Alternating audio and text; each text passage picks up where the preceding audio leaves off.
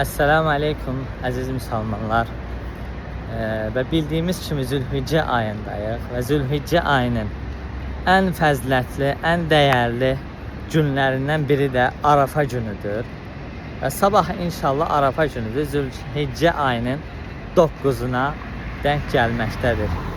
Və bu gündə bir çox əməllər vardır. Dua etmək, duaların qəbul olunması, Allah Teala'nın cəhənnəmdən insanları azad etməsi, çoxlu bu gündə çoxlu hadisələr, çoxlu əməllər, çoxlu fəzilətlər vardır.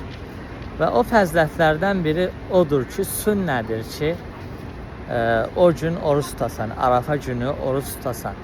Allah Resulü sallallahu aleyhi ve sellem hədisdə buyurur ki, Arafa gününün orucu bir il öncəki və bir ildə sonraki günahlara kəffarədir. Ona görə bu fürsəti qaçırmayaq. Fayda olaraq da onu deyim ki, Arafa günü oruç tutmağın sünnət olması həcdə olmayanlara aiddir. Həcdə olanlara sünnədir ki, oruç tutmamaq.